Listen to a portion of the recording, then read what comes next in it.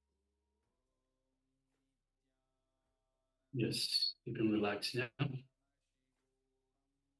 And now just take a moment and share with us what was revealed to you in your third eye.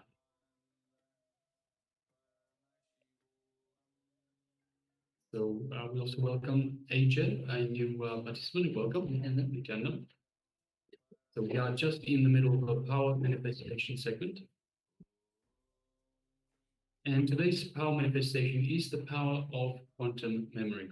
It is downloading vast amounts of information directly from the cosmic archives.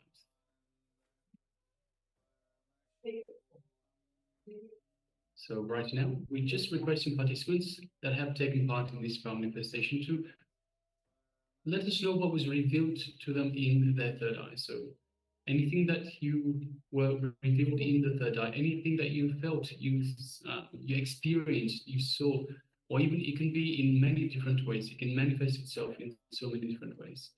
It could be just an information, a piece of information that is just there for no other reason, just being there.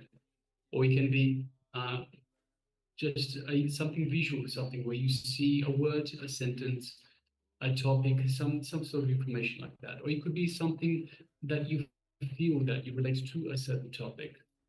So for example, if you walk down the street and you see a dog and you trip over and you hurt your knee, then you would relate the knee hurting to the dog itself. So if it's something then related, so going forward, if it's something that relates to knee in general, you might hear a dog barking, you might even smell a dog, just to remind you to make that connection that it's something related to the knee. So you can manifest in many different ways, depending on how you experience it, depending on your personal experience so far in this in your life. So just take a moment and share with us what was revealed to you, what you felt, what you experienced as part of this power manifestation. And of course, we also request participants that are following us on YouTube, please, you can also share. We are monitoring the YouTube as well as the two-way in the Zoom. So yes, we have.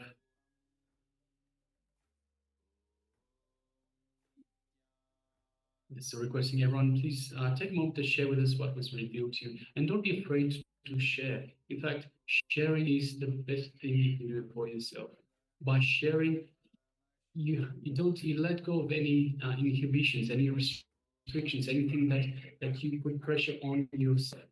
And second of all, you also get confidence. You get confidence in your abilities. Even if you get just the tiniest bit of information, that tiny bit right, it is still a power manifestation. With practice, with more work, we can increase that, increase the level of the power manifestation. But you have to trust in what you see in your revelations. You have to trust that you are being revealed the right information. Yes, requesting participants. If you're still sharing, then you can continue sharing. But let us get ready for the page itself. So we are just going to display shortly the page that we so briefly displayed earlier. So we displayed the page just for a few seconds, perhaps 2 or 3 seconds. It is page number 202 of the Science of Living Enlightenment book by the Supreme Pontiff of Hinduism himself.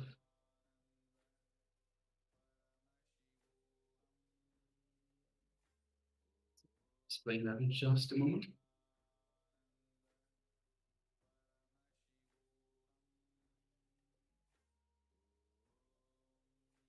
Yes, this is the Science of Living Enlightenment, page number 202.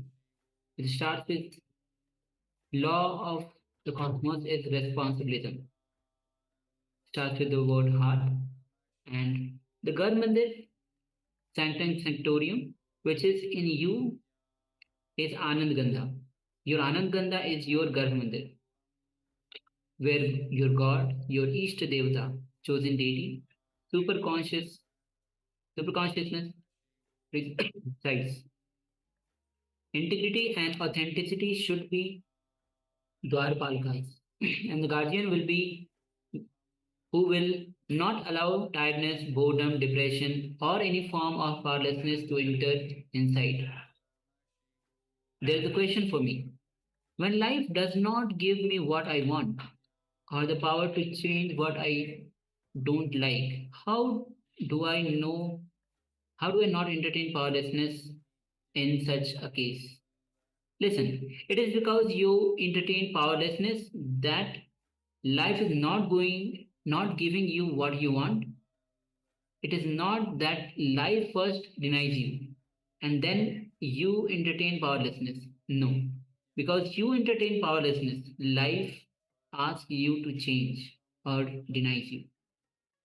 Change or denial comes from life only after you entertain powerlessness. You commit a crime and only then does life gives you punishment.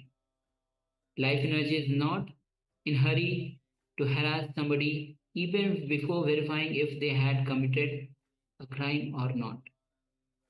Entertainment in any form of powerlessness like tiredness, boredom, depression, fear, worry, non-trusting attitude or denial of life is atheism. Entertaining any form of powerlessness in your inner space is entertaining death. Don't. Don't do it. Entertain life so that even your death will be living. You will be living death. If not, you'll be dead even while living. I have seen many people who are dead even while living. I have seen people who live death. All my sannyasi should be living death, not dead while living. No. Change or denial comes from life when you entertain powerlessness. It is you who entertain powerlessness. Yes, so this is the revelation by Swamiji on only when you entertain powerlessness, life denies you. So if you have manifested even a single word which is there in the page, congratulations to you. You have successfully manifested the power of quantum memory. Now this will be entering into the next session. In the previous session, we had the revelation by Swamiji on the Annamaya Kosha, which is the physical kosha, physical layer. The next round, we are going to be learning, we are going to receive, learn from Swamiji, listen from Swamiji on the Pranamaya Kosha, the prana. With the air that goes in, along with the air, the oxygen, prana comes in, which prana is a life force which comes in and gives the energy to the whole system. Prana. So we'll be going in depth of this Pranamaya question as Swamiji reveals in this session.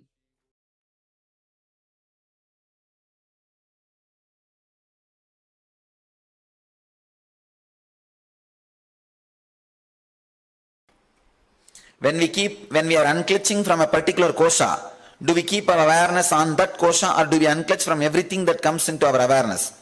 Spencer, you are expected to put your more awareness on that kosha. Anything comes unclutched, that is different, but be more aware, be instructed. Remember, you are supposed to work more on that kosha. Is the relationship between seeking and silence, is the presence of one indicative of the other? Yes. Madhavi? The upper energy is seeking. When the same energy gets settled inside you, is silence. Both are one and the same actually.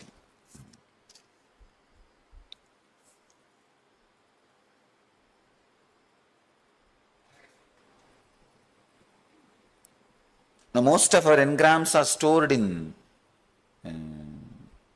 the subtle body, or I can say in this 5-layer, the Vijnanamaya Kosha, but most of the suffering starts in Pranamaya Kosha. Diseases, that starts in Pranamaya Kosha. When you come back, if you are feeling fresh and alive, not just sleeping fresh and alive. If you are in Samadhi, you will know very clearly. As of now, you are in sleep only, don't worry. If you are in Samadhi, not only you, even I will know. Relax. Unclutching from thoughts means not mothering the thoughts. Then what does it mean to unclutch from the body? Roshan? The idea that you are the body, unclutch, not mothering that thought.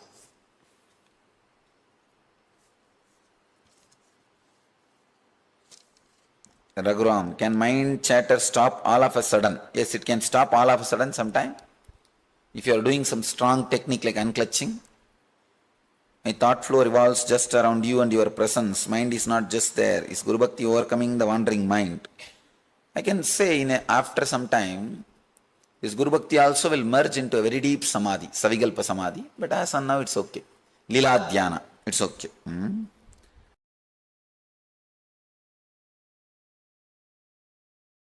What motivates you? What keeps you going every day? Oh, this is a very funny question. I thoroughly thought about it. Actually, we had this discussion with my close first circle, Swamis. Before my birthday, every January 1st is my birthday. Last year, my first circle Swamis wanted to give something for me.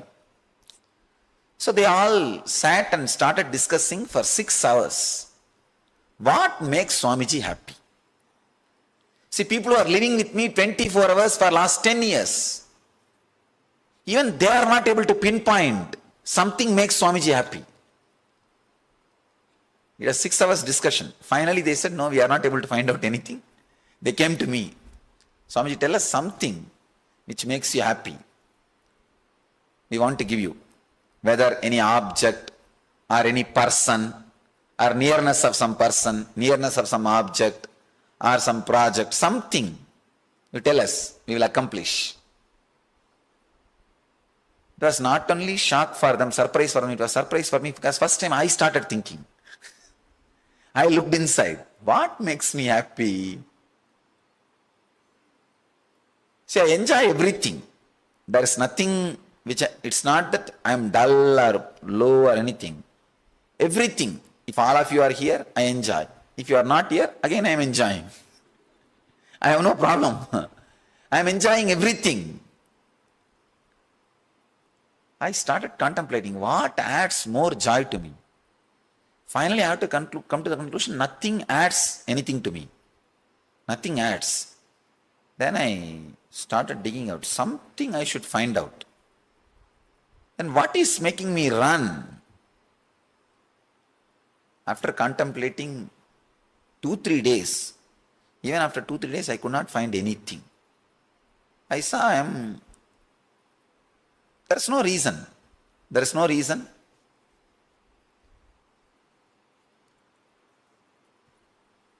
So I tried. Early morning when I get up, first thing what I want to do.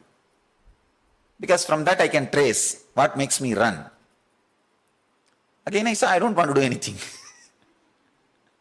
I feel if I come out, maybe these guys will enjoy seeing me. So that's all. At the most, I can say one point for which I bend is my Swamis. They will be happy to see me. Maybe I can say that is the only reason I come out.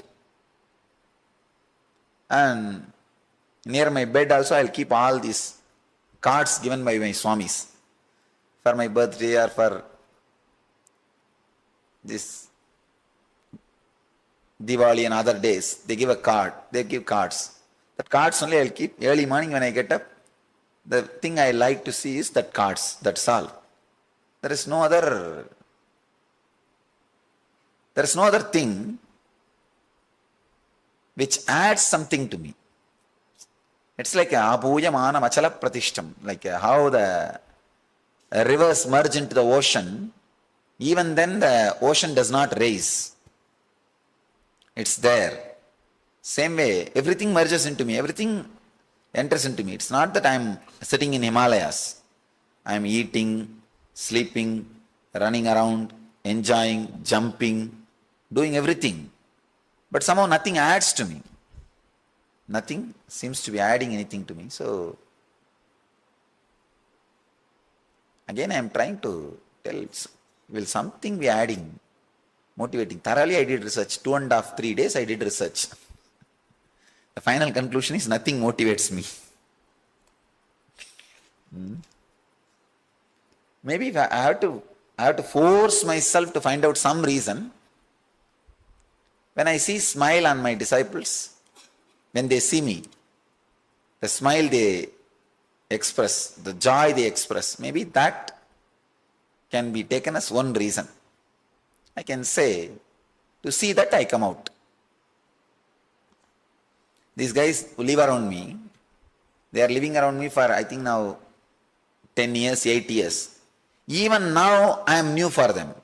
They will be waiting for me to come out in the morning. They are around me for 8 to 10 years. I don't think they feel, I asked them sometime, don't you feel bored? Same Swami only is coming out. But these guys will be waiting. They will be waiting in different corners. They will be hiding behind some tree. They will be hiding behind a window. Because I will be shouting at them, hey, why are you wasting your time here? Go and do your job. They will be hiding behind one corner. But by the time I go to the temple and come out, the whole ashram would have seen me. They will manage their routine in such a way, they know when I come out, when I will go to temple, when I will be back from temple. Maybe the one thing I enjoy is that the joy which I see in their face when they see me. Maybe I can say that gives little inspiration. Not much, little. I feel all right. These guys need me. Let me be in the body.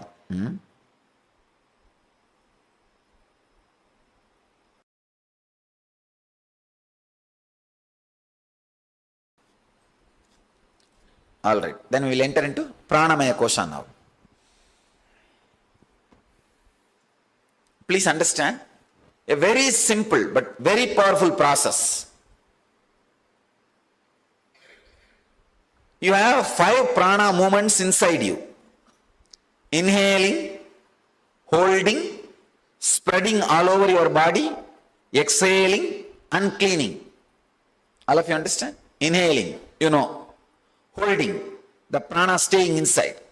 Spreading, the oxygen part of the prana reaching all parts of your body. That's what I call spreading. And exhaling, the remaining carbon dioxide being thrown out. And cleaning, apana. Cleaning is not only cleaning through the stomach, even your sweating is because of that cleaning, apana. Apana is responsible even for your sweating.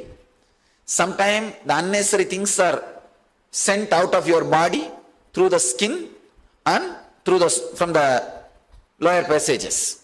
So both are apana. These 5 prana movements, unclutch from these 5 movements. Please understand. You may think how to unclutch. Basically you carry a very wrong prana pattern, breathing pattern.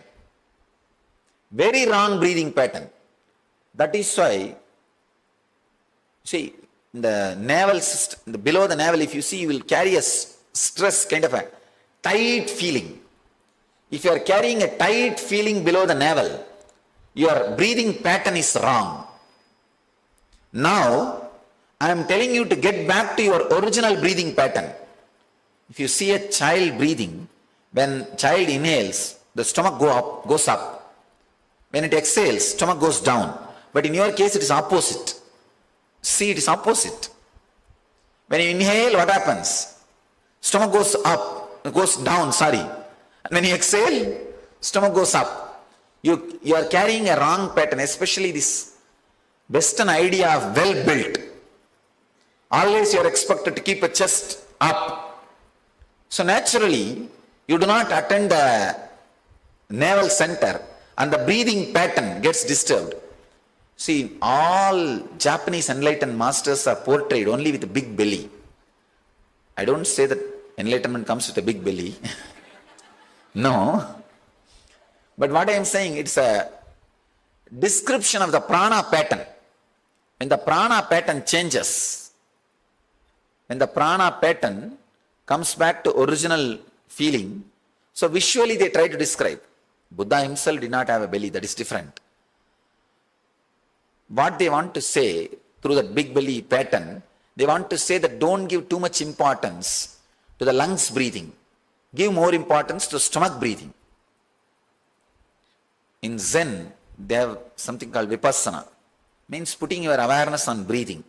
When you put your awareness on breathing, suddenly the breathing pattern will change. You will inhale and exhale through the navel. Actually, our bellies are not because of right breathing pattern. It is because of too much fat. So be very clear. Don't think you are Buddha if you have a big belly.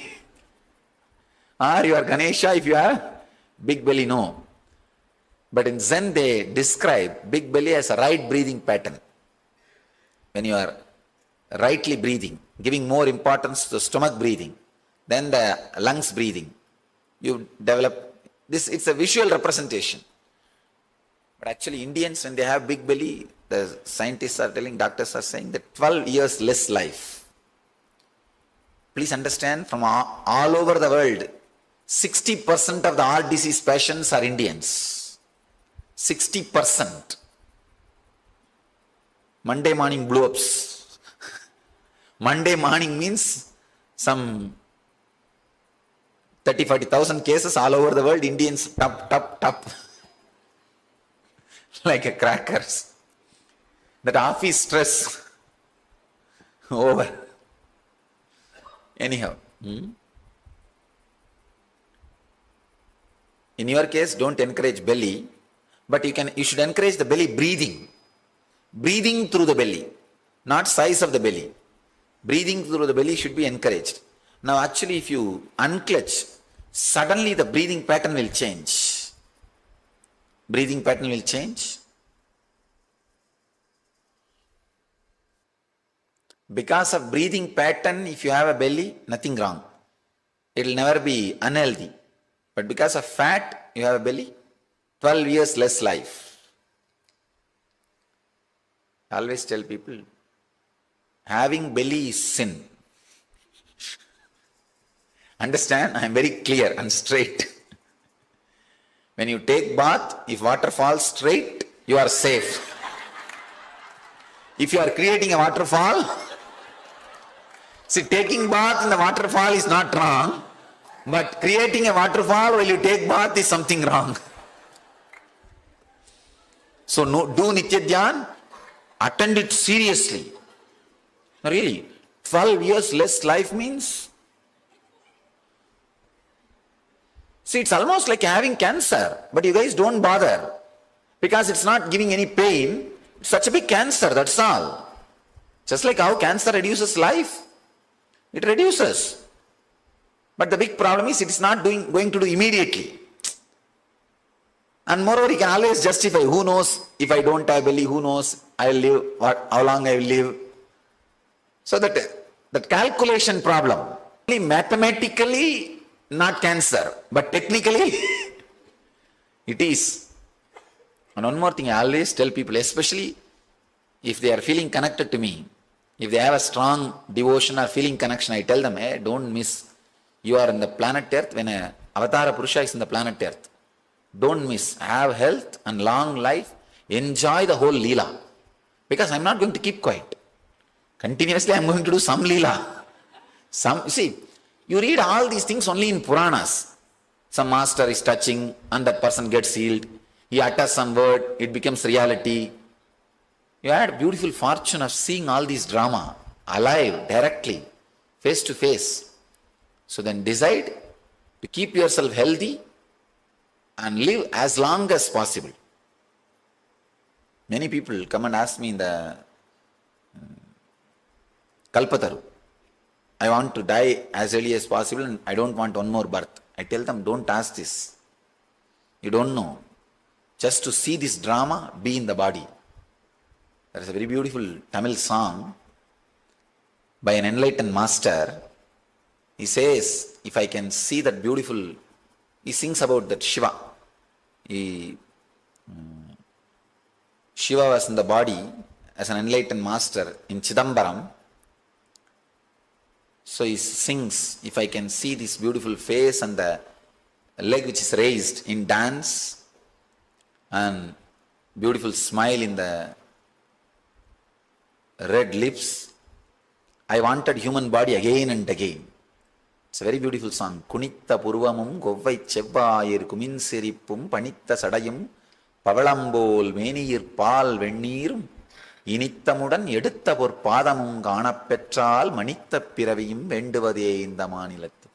Exact translation is, if I can see the beautiful ashes, that bhasma in that forehead, a beautiful smile in that lips, and the open hair, the jata, and the leg which is raised in dancing posture, I wanted the human body again and again. So when you are living in the planet Earth, during the age of an incarnation or a living master, especially if you feel connected, if you don't feel connected, I am not an enlightened master or incarnation for you. I have nothing to do with you or you have nothing to do with me. Maybe at the most I am a teacher who teaches you one or two techniques. But if you feel connected, it's an amazing blessing.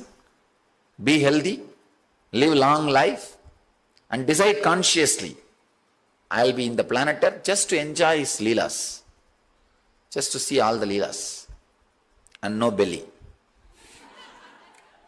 That's the last instruction. Now, we will shift the whole breathing pattern to its original pattern. How a child will breathe, how you were breathing when you were a child, will shift. Please understand, you don't do anything to control breathing. Do only one thing, unclutch from breathing. How to unclutch? Understand, it's a very subtle point. When there is inhaling, and naturally the body will have some urges like let me hold, let me exhale. Some process will be going on. Then there will be exhaling. Watch everything from distance. Tell yourself very clearly, I am not going to involve in this breathing activity. I am unclutching from this activity. I am not going to support this activity anymore. So naturally what will happen, after 2-3 minutes, you will feel heavy, as if you are negating breathing. So unclutch from that heavy feeling also. Please understand, when there is this, if you close your eyes and just sit, the breathing activity will be going on.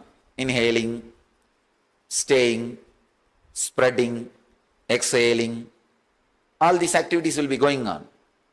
Just tell yourself, I am not going to mother this activity. I am not going to support this activity. I am unclutching from it. I am not going to stop it. Don't try to stop it. I am unclutching from it. That itself will reduce that activities drastically. Naturally you will feel little heavy.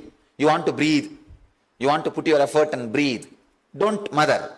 Don't encourage. Decide, no, I am not going to mother. Don't close your nose or don't stop breathing. Don't mother the activity. You will see that the breathing pattern suddenly starts changing. You will have a kind of a sensation in this area. You will have a kind of awareness in the navel. Allow it. Even if it is little heavy, actually it will be very pleasant. But if you are little heavy, that sensation will be little heavy. Don't bother. I tell you, every day, if you change your breathing pattern to this mode, the unclutching mode, and fall asleep, next day morning, if you get up, when you get up, you will have your skin very shining. You will not have dull skin. Please understand. When I am saying something, I mean it. I am responsible for it. You will have a very shining skin if you unclutch from breathing pattern, because the cleaning will happen very beautifully. All the unnecessary things will be sent out of the system. The apana, the scavenger, inner scavenger will start working. Now the breathing scavenger, the apana, will not have enough of intelligence and power from your consciousness. So unclutching from the breathing pattern, the apan will be empowered. All that 5 breathing cycle will have new energy. Any of you have any doubt in the technique which I am describing now? Please raise your hand. I'll answer. Swaravendra, what? I'll repeat. When you sit with closed eyes, automatically the activity will be going on. The breathing, inhaling, holding, exhaling, this activity will be going on. When this activity goes on, just tell yourself, I am not going to support you.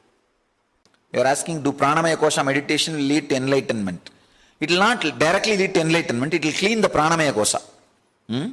Now we will go to the deeper level techniques. Only those deeper level techniques will lead to enlightenment. These are all, I can say in a way, if you do this for ages, it will lead to enlightenment, then straight away it is designed only for working on pranamaya kosha. This is all from Taittiriya Upanishad. So there are deeper and deeper level techniques. In the unclutching itself, the concept with which you are doing unclutching, that changes the very quality of unclutching.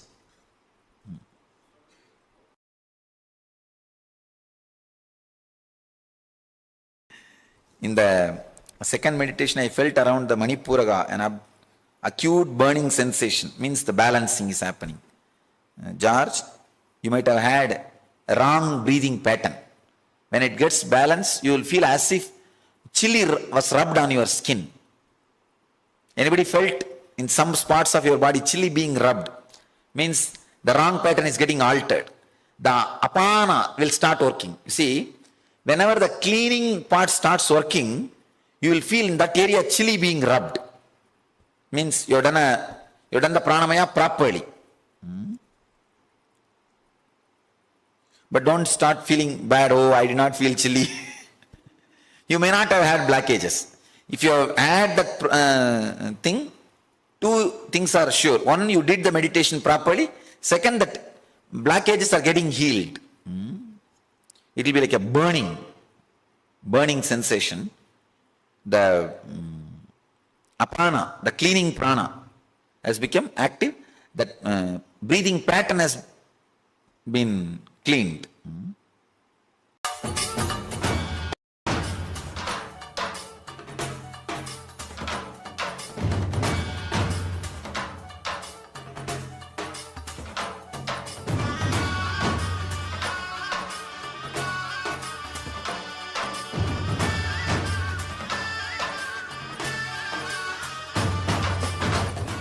Today is the best day.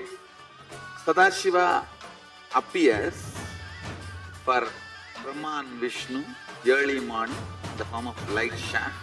Means the consciousness which is beyond time and space enters into time and space. Sadashiva declares, let me become many to celebrate myself. So morning we celebrate he becoming many. You can see every deity, every god, we go on light the lamp. So the Sadashiva himself becomes many. So whole campus we went round. It was such high energy. So again the many becomes one. Not only spiritually, even socially, this celebration forms a very important part of my life, because this is the only celebration I enjoyed from my birth, at least in this body.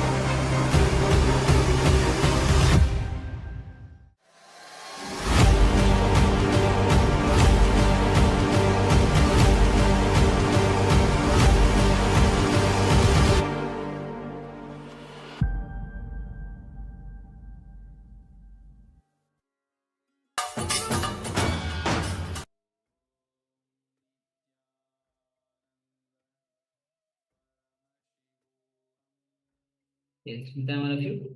So, Pranamaya Kosha, I will say very briefly how, especially I will give example of the Buddhists who actually breathe through the stomach. Mostly their bellies are big because they breathe through the stomach, not through the lungs. And this whole revelation by Swamiji on the Pranamaya Kosha. And we'll be now entering into the next technique, which is going to be, which is on the Pranamaya Kosha, that will be working on the Pranamaya Kosha. So let's get ready to perform this technique and make sure that you are giving your 100% in this technique. So please come to the space of listening and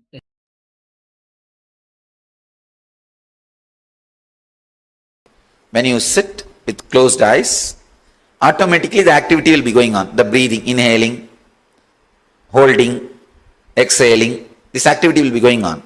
When this activity goes on, just tell yourself, I am not going to support you. I am not going to support this breathing. I am unclutching.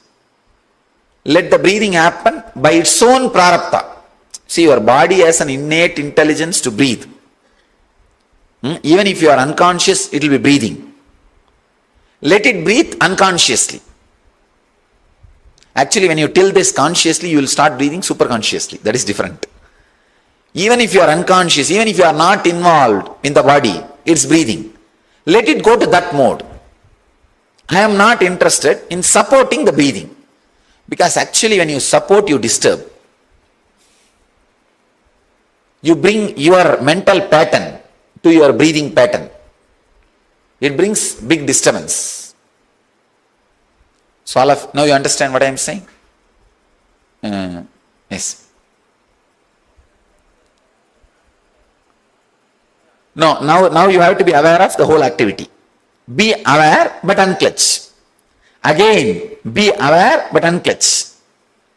Your awareness should be on your breathing, but do not mother the activity. Just this idea, I am unclutching from this breathing cycle, is enough. Suddenly, your energy support given for that activity will be withdrawn. Some parts of your body will start vibrating, your eyebrows will start vibrating, your lips will start vibrating. Different parts of your body will start moving automatically. These are all the parts suppressed by your interference. Your interference. All these things will start vibrating automatically. So, yes. No, it is not same as witnessing the breathing. It is deeper than witnessing. It is deeper than vipassana. No, it is not watching the breathing. It is completely unclutching from the breathing.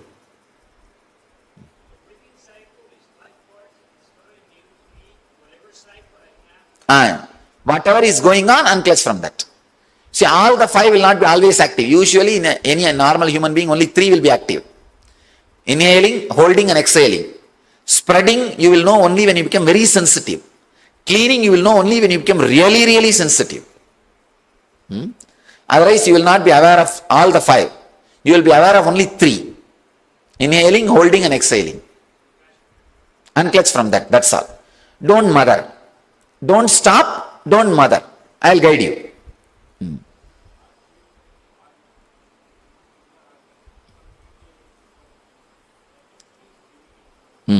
So,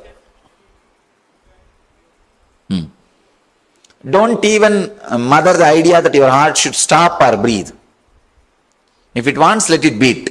If it wants, let it rest. Just leave it. It has its own intelligence. It won't stop just by the thought. You understand? All I am saying is, you are contributing too much of energy and interfering with your breathing and heart beating pattern. Now I am asking you to withdraw from that. You will heal so many diseases, self-created diseases. You will heal it many. Especially this asthma kind of things and all will just disappear. I have seen. I am more a doctor than a Swami. Because I am working with millions of patients all over the world. asthma or wheezing, any breathing pattern problem is because of your contribution to breathing. If you allow that natural breathing, there will not be any problem. You will not see a buffalo having asthma.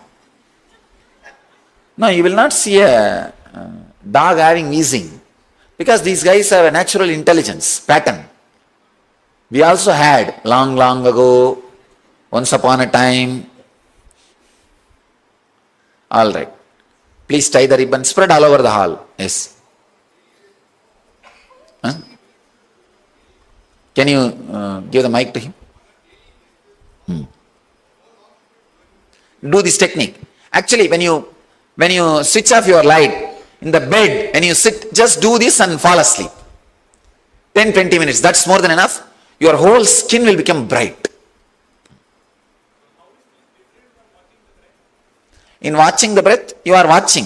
But here, you are watching and not supporting, unclutching. Yes. That is enough.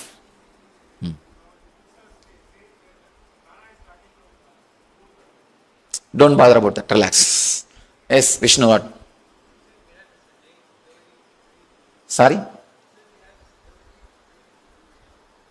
Breathe.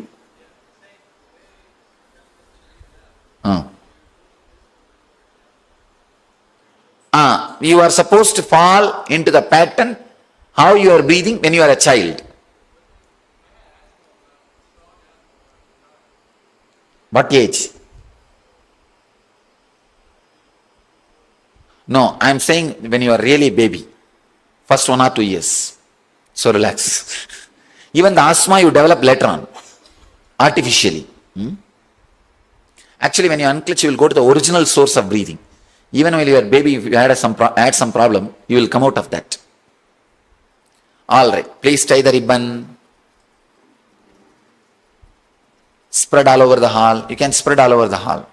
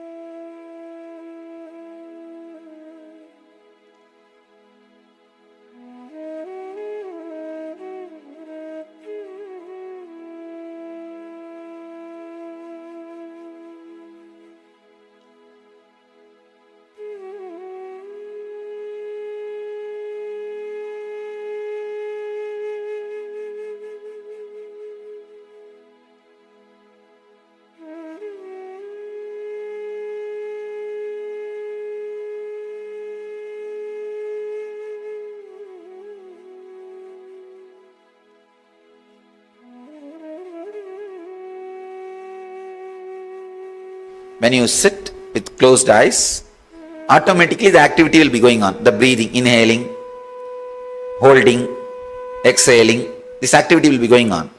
When this activity goes on, just tell yourself, I am not going to support you. I am not going to support this breathing. I am unclutching. Let the breathing happen by its own prarabdha. See, your body has an innate intelligence to breathe. Even if you are unconscious, it will be breathing. Let it breathe unconsciously. Actually, when you tell this consciously, you will start breathing superconsciously. That is different. Even if you are unconscious, even if you are not involved in the body, it's breathing. Let it go to that mode. I am not interested in supporting the breathing. Because actually when you support, you disturb. You bring your mental pattern to your breathing pattern. It brings big disturbance.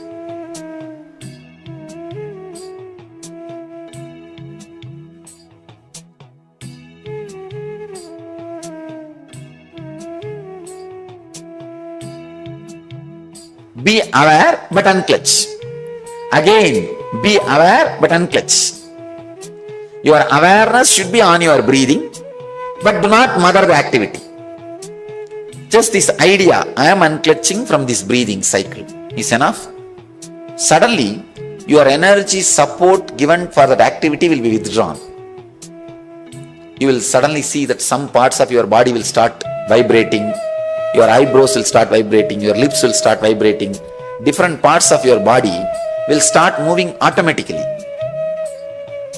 These are all the parts suppressed by your interference. Your interference. All these things will start vibrating automatically.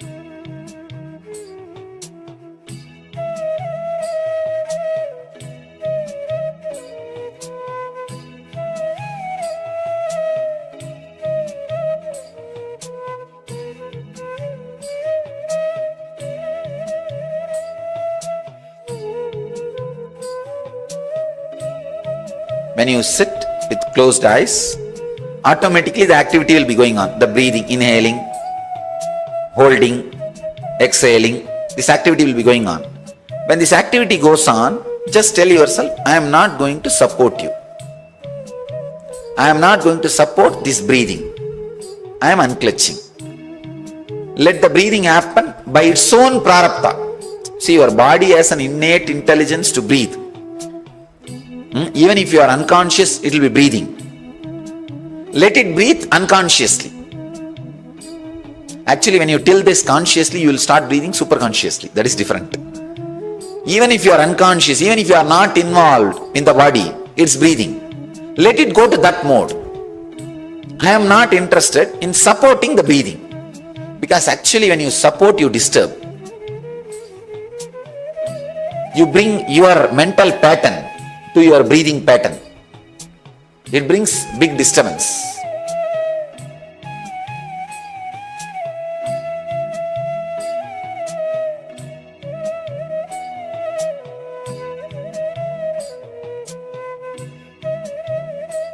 Be aware but unclutch. Again, be aware but unclutch. Your awareness should be on your breathing, but do not mother the activity. Just this idea, I am unclutching from this breathing cycle, is enough. Suddenly, your energy support given for that activity will be withdrawn. You will suddenly see that some parts of your body will start vibrating. Your eyebrows will start vibrating, your lips will start vibrating. Different parts of your body will start moving automatically. These are all the parts suppressed by your interference. Your interference. All these things will start vibrating automatically.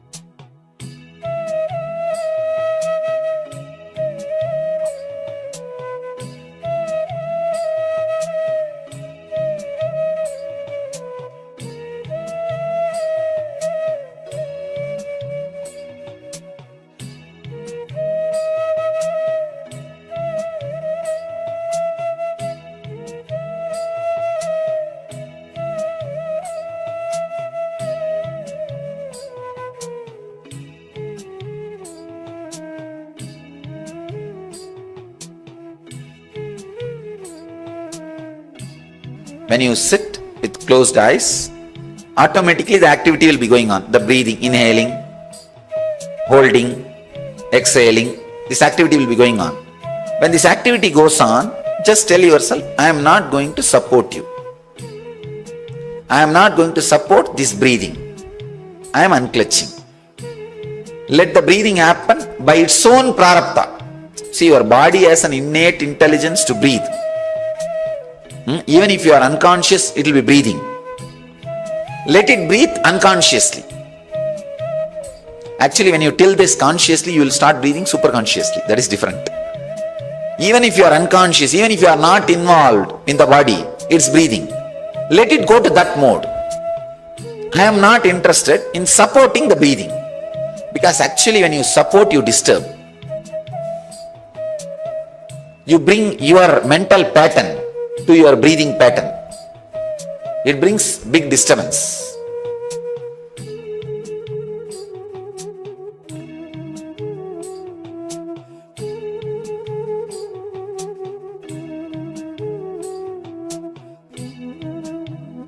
Be aware but unclutch. Again, be aware but unclutch. Your awareness should be on your breathing, but do not mother the activity. Just this idea, I am unclutching from this breathing cycle, is enough. Suddenly, your energy support given for that activity will be withdrawn. You will suddenly see that some parts of your body will start vibrating. Your eyebrows will start vibrating, your lips will start vibrating. Different parts of your body will start moving automatically. These are all the parts suppressed by your interference. Your interference. All these things will start vibrating automatically.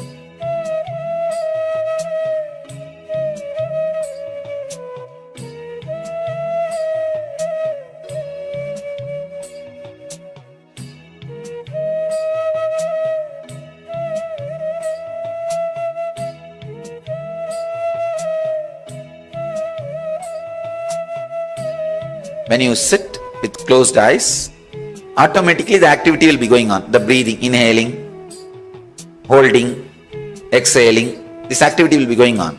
When this activity goes on, just tell yourself, I am not going to support you. I am not going to support this breathing. I am unclutching. Let the breathing happen by its own prarabdha. See, your body has an innate intelligence to breathe. Even if you are unconscious, it will be breathing. Let it breathe unconsciously. Actually, when you tell this consciously, you will start breathing superconsciously. That is different. Even if you are unconscious, even if you are not involved in the body, it's breathing. Let it go to that mode. I am not interested in supporting the breathing. Because actually when you support, you disturb. You bring your mental pattern to your breathing pattern. It brings big disturbance.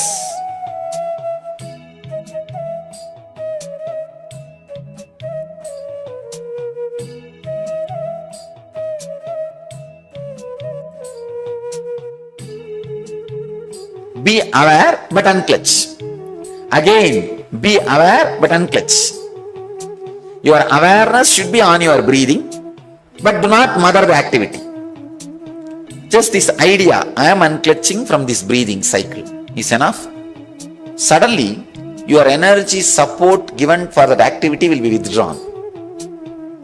You will suddenly see that some parts of your body will start vibrating. Your eyebrows will start vibrating, your lips will start vibrating. Different parts of your body will start moving automatically. These are all the parts suppressed by your interference. Your interference. All these things will start vibrating automatically.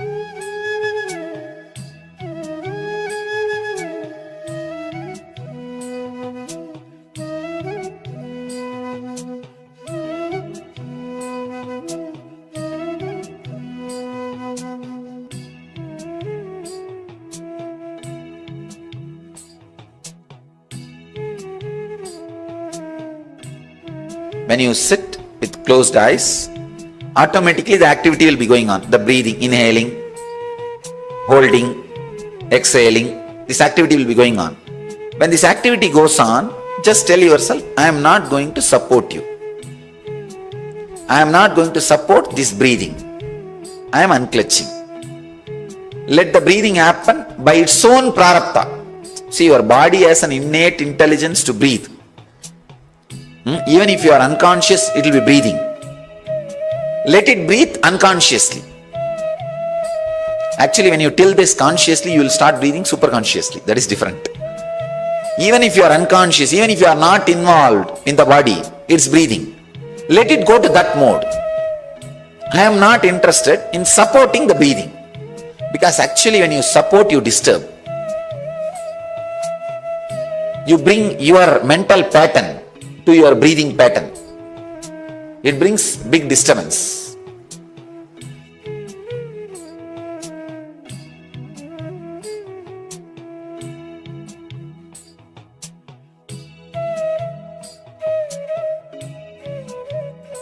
Be aware but unclutch. Again, be aware but unclutch. Your awareness should be on your breathing, but do not mother the activity. Just this idea, I am unclutching from this breathing cycle, is enough. Suddenly, your energy support given for that activity will be withdrawn. You will suddenly see that some parts of your body will start vibrating. Your eyebrows will start vibrating, your lips will start vibrating. different parts of your body will start moving automatically. These are all the parts suppressed by your interference. Your interference. All these things will start vibrating automatically.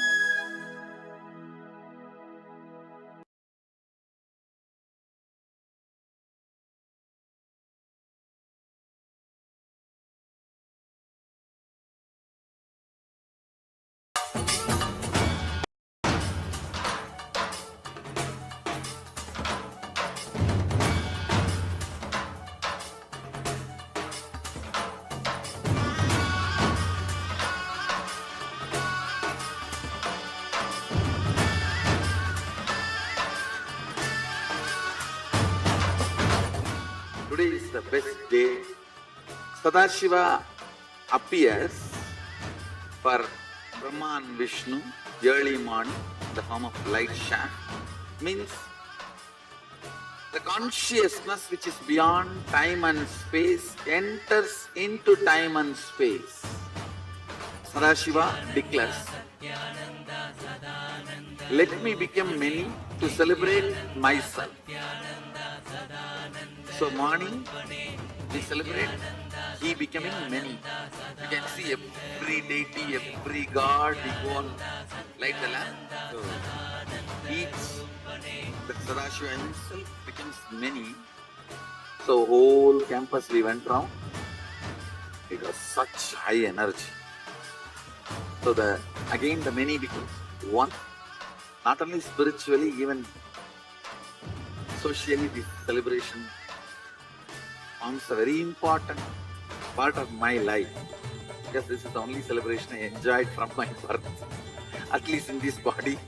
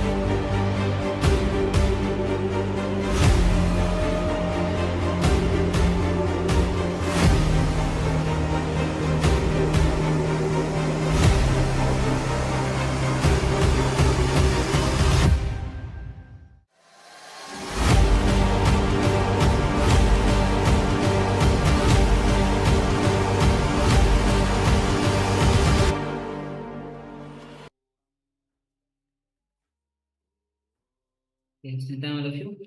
So this is the technique for the pranamaya kosha, where Swamiji clearly describes how when you live with the prana, your body has innate intelligence to without break free from the cycle of breathing, your own support. Even if when you don't give your support to breathing, body has innate intelligence to breathe. Actually, when we breathe, when we give our support, we only disturb. And when we don't give any support, cosmos breathes through us. So with this, now we'll be entering into the next segment.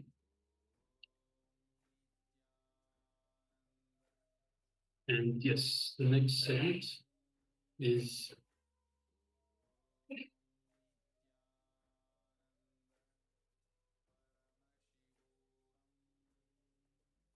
the next segment is Somji sharing on his own experience, unclutching from the years.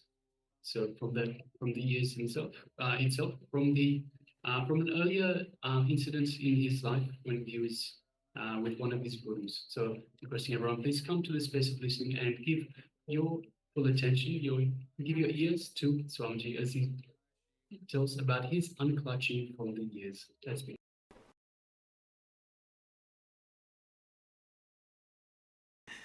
In the second meditation, I felt around the Manipuraga an acute burning sensation, means the balancing is happening.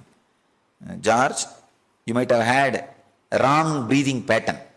When it gets balanced, you will feel as if chili was rubbed on your skin.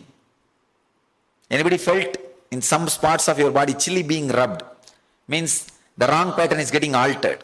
The apana will start working. You see, whenever the cleaning part starts working, you will feel in that area chili being rubbed. Means you've done the pranamaya properly. But don't start feeling bad. Oh, I did not feel chilly. You may not have had blockages. If you have had that thing, two things are sure. One, you did the meditation properly. Second, that blockages are getting healed. It will be like a burning sensation. The apana, the cleaning prana, has become active. That breathing pattern has been cleaned. Wonderful. Good. You are saying about this silent movie, na? I had this experience once. This Yogi Ramsurat Kumar, he was a great yogi. Did you visit his ashram this time in Tiruvannamalai? You remember that guy with a fan? A statue will be there. He passed away. He used to always smoke. I was born and brought up in a very orthodox family. So, as in my family, smoking is a sin. So, but I used to serve him. I'll bring bidi for him and serve him. One day he was smoking. He gave for me. He gave the smoke for me. I was neither able to say no, nor able to say take it, nor able to say yes. Because of my bringing up, I was not taking it. I was just keeping quiet. And the other side, I'm not able to say no also because of my love and respect for him. I was just sitting, gazing at him. And it is burning, burning, burning. It almost touched his finger. Then he dropped. Then he held both my ears and dragged me near him.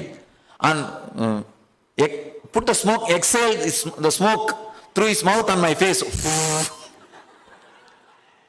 And he took care that I don't move my face. And he just exhaled that smoke on my face and left me. 3 days I was in that state. I could say everything, but no sound. Utter intense silence. It was such a strong silence, oh God. Still I remember. He was sitting in the cremation ground, the city's cremation ground. I was sitting there only. Then after he did that, half an hour I sat with him. I didn't understand what was going on with me. I came out, I was walking. I could see one dead body being carried. In India, dead body being carried means there will be a lot of tamadama, dumudumu, all sounds and dancing, jumping and everything. You don't know whether they are jumping in sadness or happiness.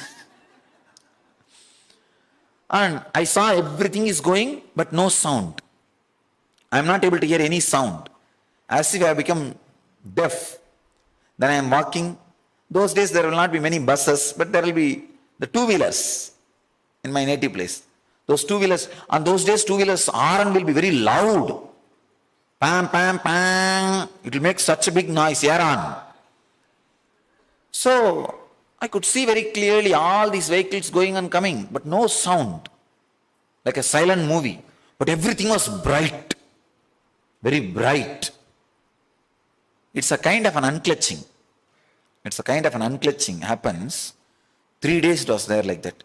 After 3 days only slowly I started hearing the sounds.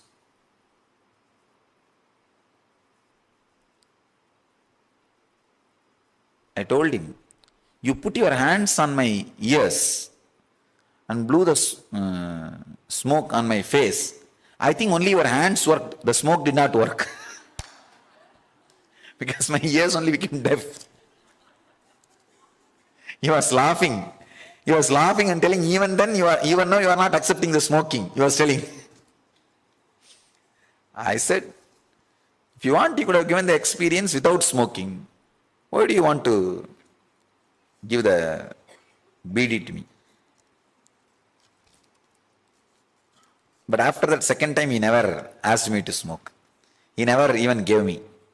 He's a great yogi, very graceful person, very graceful person, very rough guy, very, what to say that, crude, unmolded, unpolished, but very graceful. It has its own grace.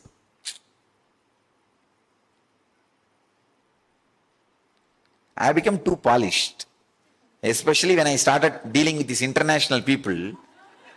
No, really, I became too polished and don't tell the things as it is, and you guys will not be able to live around him for 24 hours, understand? 24 hours you can't live around him. Because he will pick up cow dung cake and throw on people. What will you do? No, really. If somebody comes for healing, he will pick up cow dung cake and throw on them. Any of you have seen him, had his darshan? Then you must be knowing about his craziness. And the amount of, see, he will go around the city every day, collect all the garbage and make big bags and keep it near the place where he was staying. And something like a 200 bag garbage he has collected. It will be next to him. But you will not find a single smell, little smell. In my 6 years of life around him, I have not seen him changing clothes even once.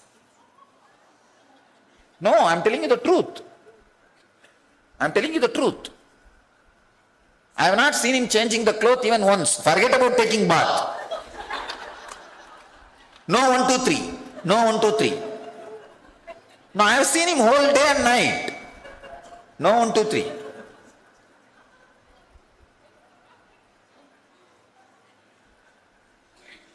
I don't know. Huh?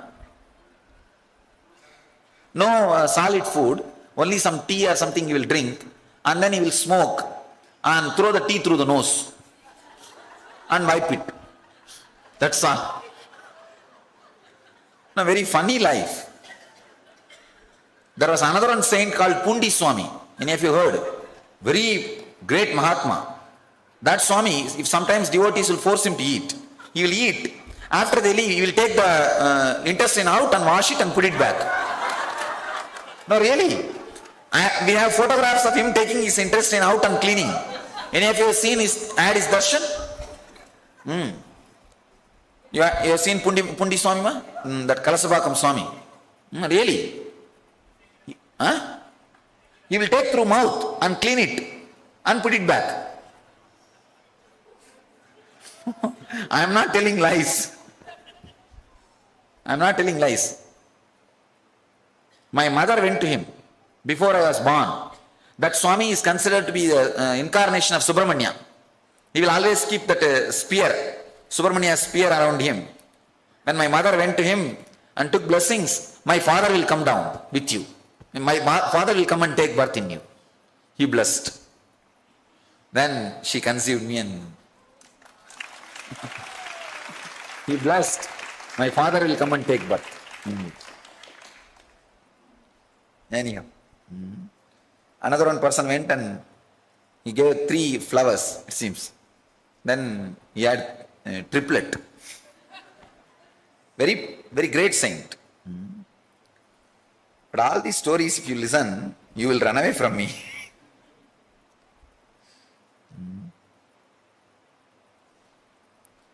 The person who initiated me, Kuppammal, her mother did not have child for 14 years. And Seshadri Swamigal is another one saint. His ashram also you would have gone, you would have visited. Kuppammal's mother went to him, asked, I don't have child for so many years, please bless me. He just picked up little sand and gave her. And she said, what to do? He said, eat. No, funny thing. She put it in the mouth, the whole thing became sugar. Whole thing became sugar. And she ate the whole thing. And then he blessed. The Devi's energy will take birth. And he blessed her. And Kuppammal took birth. All these funny stories. Not stories, actually truth.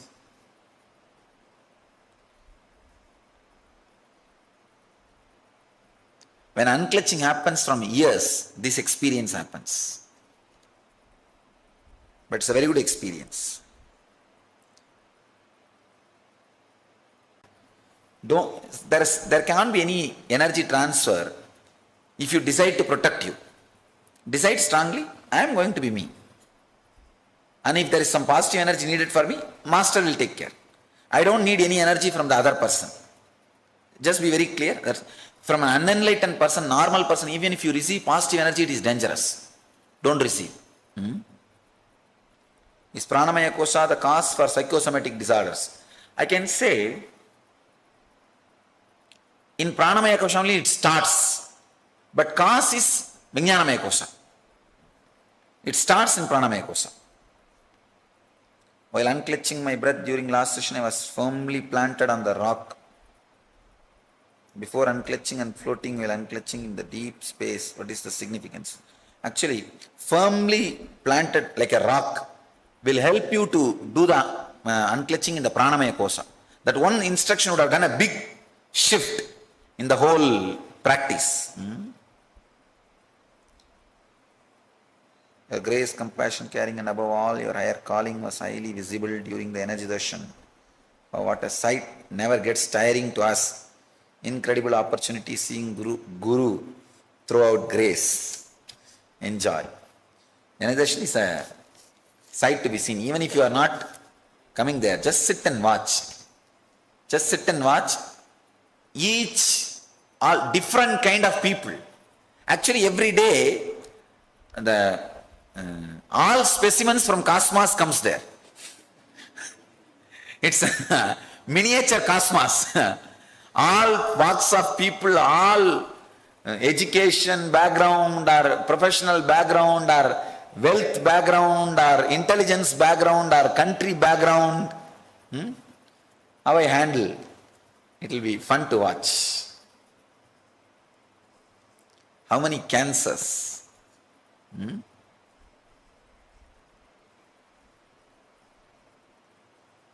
Usha, I'll heal him. मेरे बेटा का hypothyroidism है, Ayurvedic medicine ले रहा है, आप उसके heal करें और अच्छा हेल्प दें. I'll do it.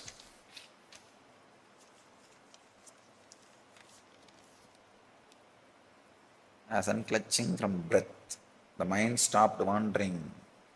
The breathing became slow and steady. When mind started wandering again, I noticed the breath became short and shallow again. From this I experientially understood. Mind has direct contact to breath. Sri Ram, it's right. You are right. My question is, does mind wander because of breath, or does mind cause breath to be shallow? It's one, there's no, I can't say mind does this or breathing does that. Both of them support each other, Sriram. Both of them are responsible for the actions. During Pranakosha meditation, I am unaware of my thought rising, but I am not sure whether unclutching takes place. The moment you are aware of thoughts rising means you are unclutching. Otherwise, you will not be aware. B. Kumar, you are right. You are, the awareness is growing. Otherwise, you can't be aware. Unclutching from the breath was very hard. Debbie, then you should do it. Then you must be having the breathing pattern problem. That is why you must be suffering. But try tonight again then.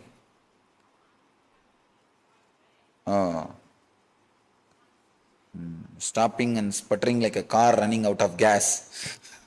I felt my breath.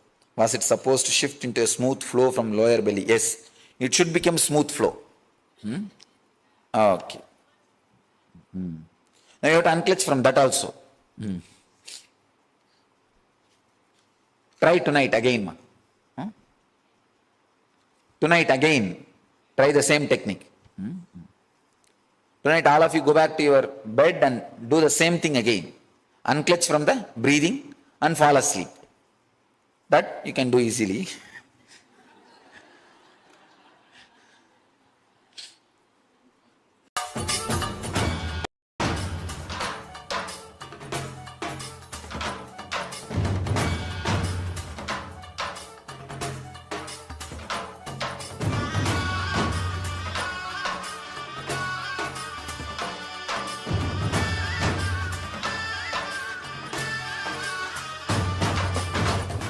Today is the best day.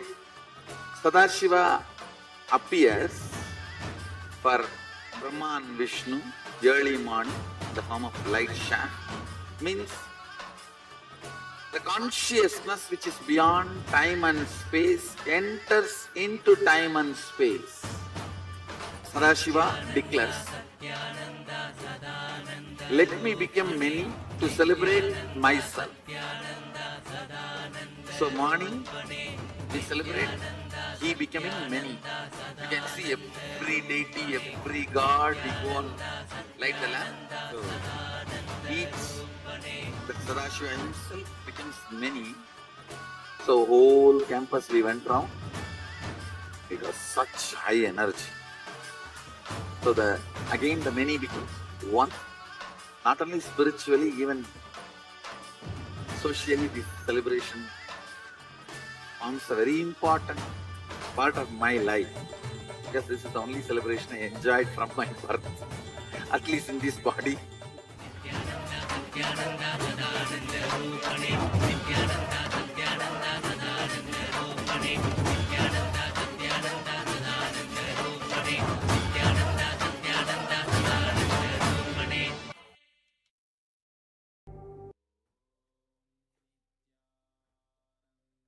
Yes, Nithyananda, all of you.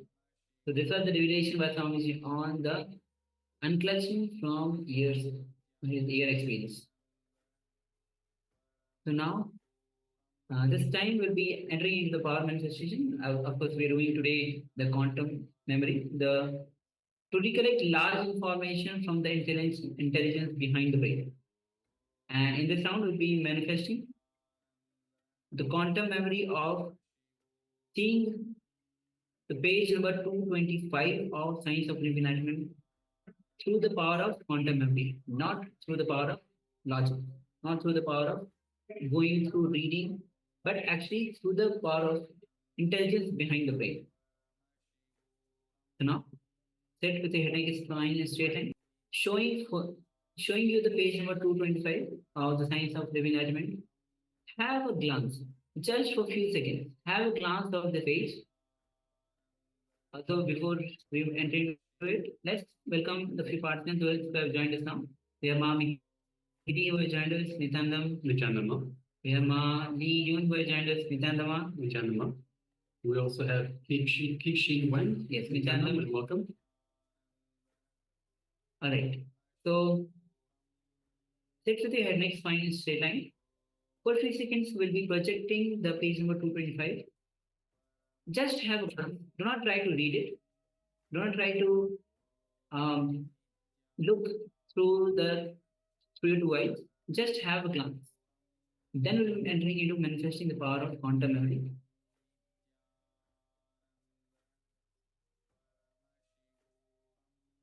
Yes, that's all. So with this, now let's enter into the manifestation. Sit with your head and spine in straight line. You can keep your eyes closed.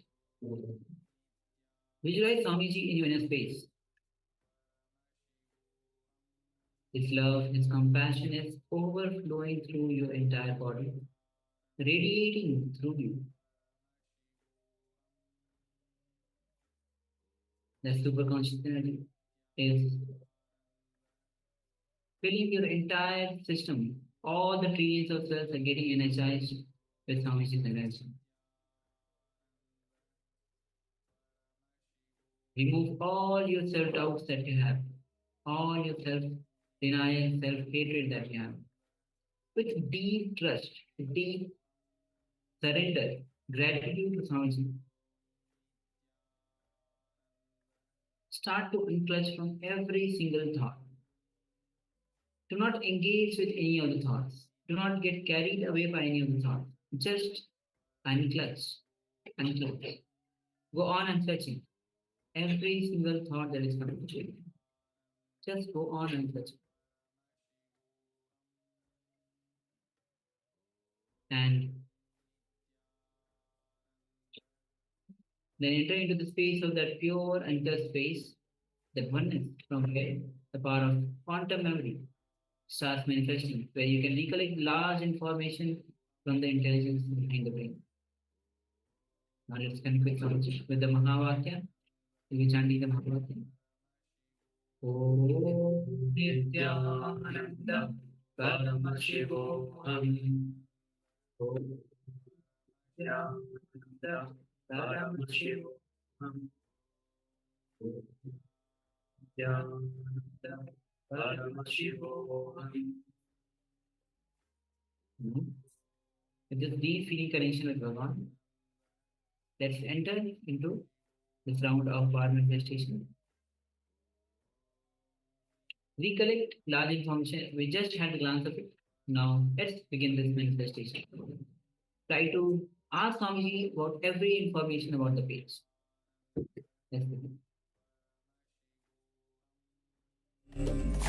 Om Nithyananda Paramashivoham. Om Nithyananda Paramashivoham. Om Nithyananda Paramashivoham. Om Nithyananda Paramashivoham. Om Nithyananda Paramashivoham. Om Nithyananda Paramashivoham. Om Nithyananda Paramashivoham. Om Nithyananda Paramashivoham.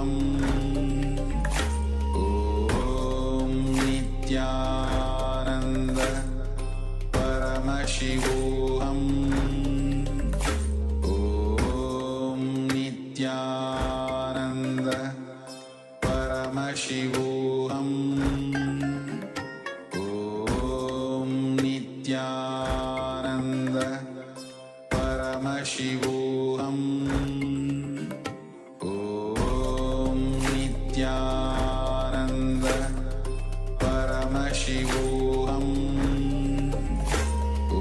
Om Nithyananda Paramashivoham.